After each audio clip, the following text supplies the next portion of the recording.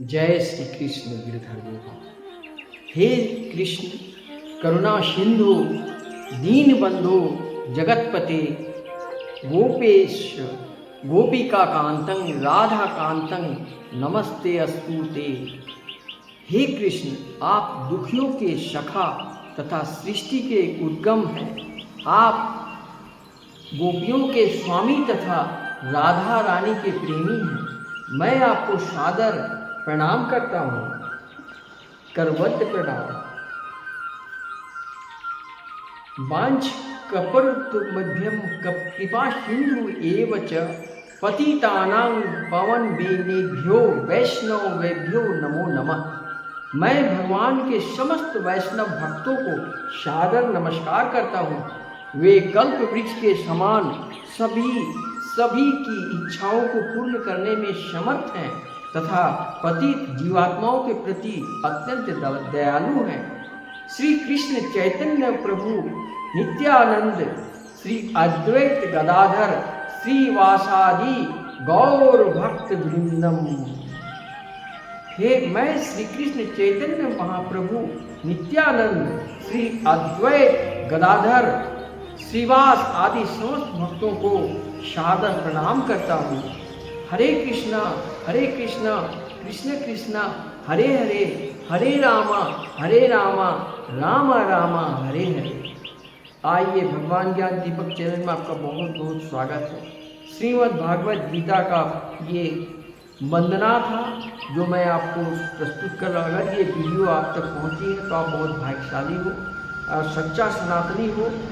तो श्रीमद् भागवत गीता रामचरितमानस और भक्ति मार्ग इनके लिए है जो वैष्णव वैरागी हैं और जो संसार में भौतिक इंद्रियों की तृप्ति में लगे इंद्रजाल से जो निकले हुए लोग हैं, ये भ्रम की माया में जो लगे हुए हैं लोग, जो बिल्कुल नाशवान है, ये शरीर भी नाशवान है। इसलिए श्री कृष्णा कॉन्शसनेस को अपनाओ और मेटीरियल वर्ल्ड में भौतिकवादी जो नाशवान है उसके पीछे ज़्यादा अपने आप को फोकस मत करो और सब समय आप 24 घंटा के अंदर में भौतिकवादी कार्यों में लगे रहो, इंद्रिय तृप्ति में लगे रहो, लेकिन एको घड़ी आधी घड़ी आदमी में पुण्यात श्री कृष्णा भावनामृत का ग्रहण करो। यही मेरा उद्देश्य है।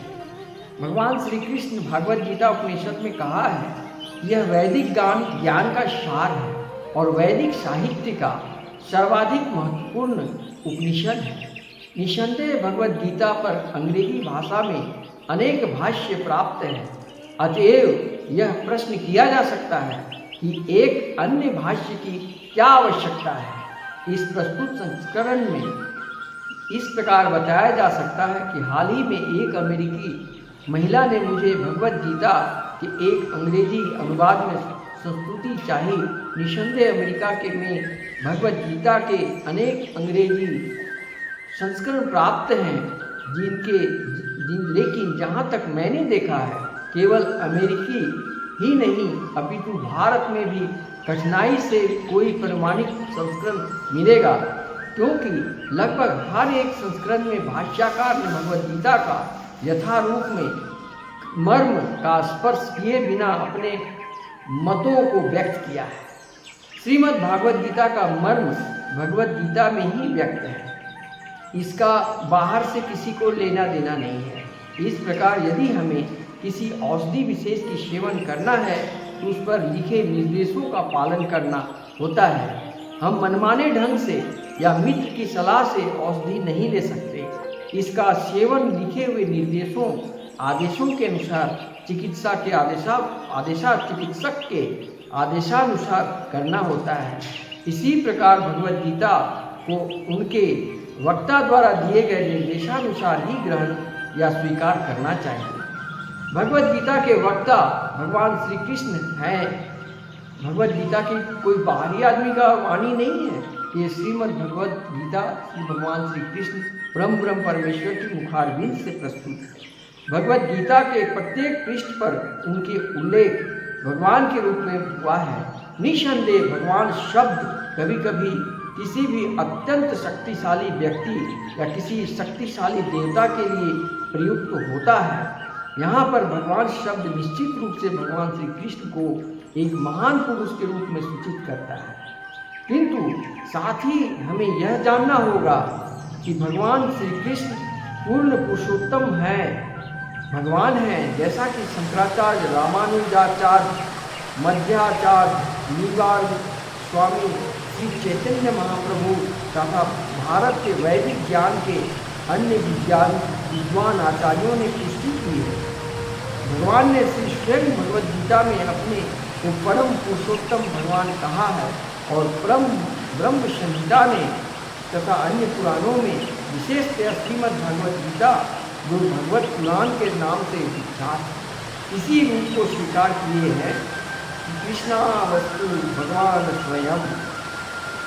अतएव भगवत गीता हमें भगवान ने जैसे बताई है वैसे ही स्वीकार करनी चाहिए। इस प्रकार मैंने श्रीमद् भगवद गीता के बारे में वर्णन किया।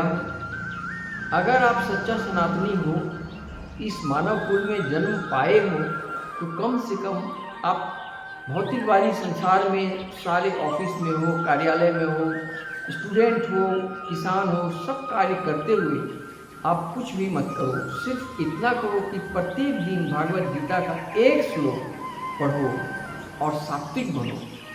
और ये जो भ्रम की माया